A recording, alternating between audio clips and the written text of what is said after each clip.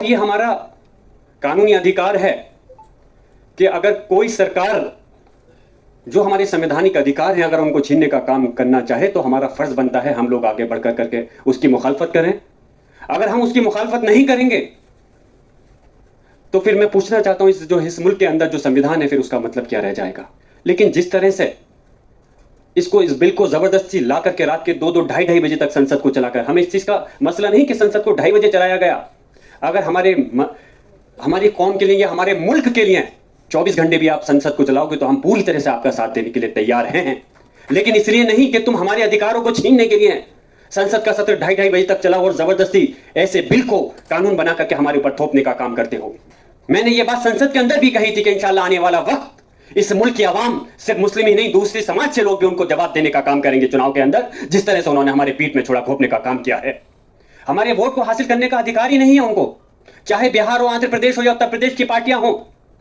और उसके बाद में जब वक्त आएगा तो हमारे खिलाफ जो बीजेपी के साथ आप खड़े नजर आए तो इंशाल्लाह उम्मीद है आने वाले वक्त में ऐसी पार्टियों को हम सब लोगों को मिलकर के सफाया करना है। एनआरसी की बात हुई थी तो जहां दिल्ली के अंदर शाहीन बाग के अंदर पूरी मजबूती के साथ अगर हमारी बहनों ने और हमारे बुजुर्ग नौजवानों ने धरना प्रदर्शन किया इस एनआरसी के खिलाफ तो अल्लाह का करम है, मैं फख्र से कह सकता हूं हमारा संभल पीछे नहीं रहा और आखिरी वक्त तक हमारे नौजवान को शहीद कर दिया गया। उसके बावजूद भी एक धरना प्रदर्शन करके, क्योंकि वो मसला सिर्फ संभल से नहीं था बल्कि हमारी पूरी मुल्क की कौम से जुड़ा हुआ मसला था। अगर कलेक्टर को आप सारी पावर दे दोगे तो यकीनन कलेक्टर सरकार का गुलाम होते हैं और जो सरकार कहेगी उनको वही काम को अंजाम देना है। जिन बड़े बड़े लोगों ने हमारी वक्फ की जगह को छीन लिया है, क्योंकि ये वक्फ की जगह कोई हमें सरकार से नहीं मिली हुई है, ये हमारी लोगों की जगह है जिन्होंने अल्लाह के नाम पे दान की है। तो आप कोशिश करते हैं उन लोगों से उस जगह को हासिल करके वापस हमें देने की, लेकिन आपकी नजर तो उल्टा, जब आपकी दिल में खुद बेईमानी है तो आपसे हम कैसे इंसाफ की तवक्को कर सकते। अस्सलाम वालेकुम और आदाब। मैं शुक्रिया अदा करता हूँ IMCR और APCR के सभी जिम्मेदार हजरात का कि उन्होंने एक जो इस वक्त हमारे मुल्क का बहुत अहम मौजू है उस पर जो पब्लिक मीटिंग की है। और यकीनन इस वक्त इस पूरे मुल्क के अंदर जगह जगह जो तंजीम हैं हमारे वक्फ के बिल जो कि अब कानून की शक्ल ले चुका है, काफ़ी सारे प्रोग्राम हुए भी हैं और लोगों के तासुरात आए भी हैं। हमें खुशी है इस चीज़ की कि जहां इस लड़ाई को लड़ने के लिए जो मसला इस मुल्क के मुसलमानों से जुड़ा है, लेकिन हमारे इस जंग को लड़ने के लिए हमारे त्रिपाठी जैसे हमारे सरपरस्त हमारे ज़िम्मेदार लोग भी हमारी इस जंग के साथ हैं। मैं उनका भी तहे दिल से शुक्रिया अदा करता हूँ। जनाब, मेरी इस जो वक्त बहुत नाजुक है और ये कहने में मुझे कोई परहेज़ भी नहीं, इस मुल्क के अंदर सरकार जो बिल लेकर के आई वक्फ के ऊपर, मैंने पहले भी कहा था कि हमारी लड़ाई ये नहीं, हम इसका विरोध इसलिए नहीं कर रहे कि इसको बीजेपी इस बिल को लेकर के आई और कानून बनाया। हमारी लड़ाई इस वजह से है क्योंकि इनकी नीयत साफ नहीं है। इनकी नीयत ये नहीं कि इस वक्फ बिल के अंदर हम इसको किस तरह से सुधार सकते हैं, कैसे हम इसको अच्छा कर सकते हैं, बल्कि इनकी नज़र में और नीयत में इनकी जो खोट है कहीं ना कहीं उसके अंदर बेईमानी है। और इस वजह से आज हम जगह जगह, अभी इसको आंदोलन तो नहीं कह सकते, लेकिन जो हम अपना मुजाहिरा कर रहे हैं वो उसकी एक अभी शुरुआत है। और ये हमारा कानूनी अधिकार है कि अगर कोई सरकार जो हमारे संवैधानिक अधिकार हैं अगर उनको छीनने का काम करना चाहे तो हमारा फर्ज बनता है हम लोग आगे बढ़कर करके उसकी मुखालफत करें। अगर हम उसकी मुखालफत नहीं करेंगे तो फिर मैं पूछना चाहता हूं इस मुल्क के अंदर जो संविधान है फिर उसका मतलब क्या रह जाएगा। आज अगर आपको वाकई में इस वक्फ के में अगर आप चाहते थे ईमानदारी के साथ कि इसकी परेशानियों को, कमियों को दूर करें, तो मैंने कहा था हमारे जो जिम्मेदारान हैं उनसे बैठ कर करके एक मीटिंग करते और उसके बाद में क्या परेशानियां हैं उस पर दूर करने के लिए उस पर आप कोशिश करते तो यकीनन हमारा भी साथ आपके साथ होता। लेकिन जिस तरह से इस बिल को जबरदस्ती ला करके रात के 2-2 ढाई बजे तक संसद को चलाकर, हमें इस चीज का मसला नहीं कि संसद को 2:30 बजे चलाया गया। अगर हमारी कौम के लिए या हमारे मुल्क के लिए 24 घंटे भी आप संसद को चलाओगे तो हम पूरी तरह से आपका साथ देने के लिए तैयार हैं। लेकिन इसलिए नहीं कि तुम हमारे अधिकारों को छीनने के लिए संसद का सत्र 2:30 बजे तक चला और जबरदस्ती ऐसे बिल को कानून बना करके हमारे ऊपर थोपने का काम करते हो। जो हमारे इस देश की सबसे बड़ी अदालत माननीय सर्वोच्च न्यायालय के अंदर जब ये मामला गया तो मैंने भी फिक्रमंद होकर करके एक रिट दायर की,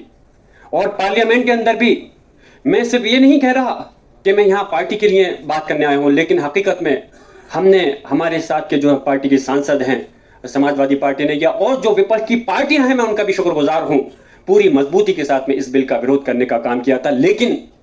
हम जानते हैं कि सिर्फ वो बिल उस संसद के अंदर हमारी आवाज से वापस नहीं हो सकता था,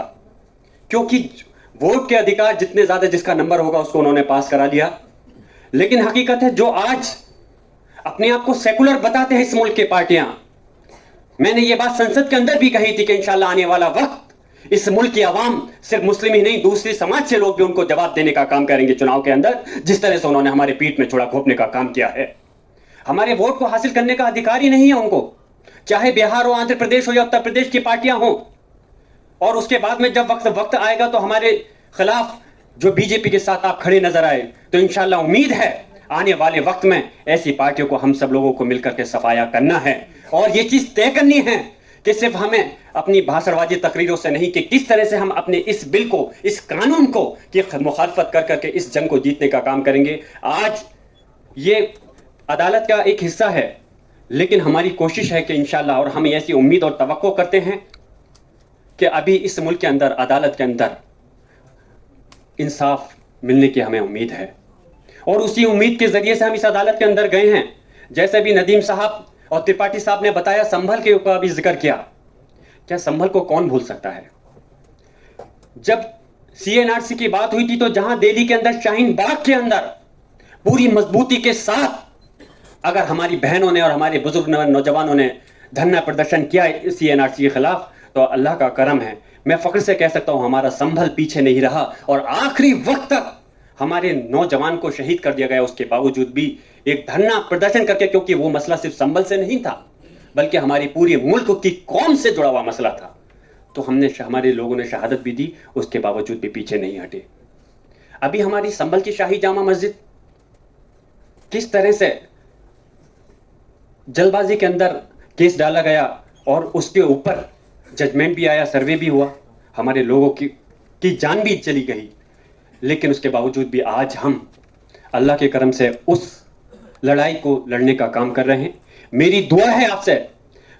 मैं आपसे दरख्वास्त है कि आप लोग दुआ करें और साथ भी दें। मैं अपनी बात को मुख्तसर करते हुए कि याद रखना, जो सरकार कहती है कि लोगों की ना तो मस्जिद छिन रही है ना मदरसा छिन रहा है, तो मैं पूछना चाहता हूं फिर क्यों हमारे संभल के ऊपर अभी से संभल की जामा मस्जिद पर और हमारी जो दरगाह है जनेटा शरीफ में किस तरह से एकदम से शुरुआत हो गई उसको छीनने की।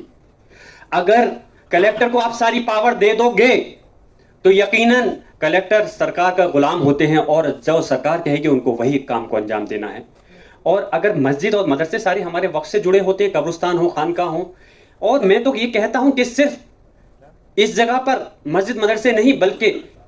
हॉस्पिटल्स और एजुकेशन के हमारे इदारे भी, तालीम के इदारे भी हैं, जिनसे कि हमारे गरीब लोगों को, सिर्फ मुस्लिम लोगों को नहीं बल्कि दूसरे तबके के लोगों को भी उससे वो फैज़याब हो रहे हैं। अगर सरकार चाहती थी कि इसके अंदर सुधार होना चाहिए तो तुम सरकार हमारी जमीन को छीनने के लिए नहीं बल्कि इस चीज पे कोशिश करते, जिन बड़े बड़े लोगों ने हमारी वक्फ की जगह को छीन लिया है, क्योंकि ये वक्फ की जगह कोई हमें सरकार से नहीं मिली हुई है, ये हमारी लोगों की जगह है जिन्होंने अल्लाह के नाम पे दान की है। तो आप कोशिश करते हैं उन लोगों से उस जगह को हासिल करके वापस हमें देने की, लेकिन आपकी नजर तो उल्टा, जब आपकी दिल में खुद बेईमानी है तो आपसे हम कैसे इंसाफ की तवक्को कर सकते हैं। मैं अपनी बात यहीं मुख्तसर करता हूं और इंशाअल्लाह ताला आपसे यही दरख्वास्त करता हूं कि आप सब लोग इस लड़ाई के अंदर सब लोग साथ रहें कि जिससे कि हमको, हमारी कौम को इंसाफ मिल सके और इस मुल्क के अंदर जो हमारा संवैधानिक अधिकार है वो हमारे साथ कायम रह सके। बहुत बहुत शुक्रिया। खुदा हाफिज।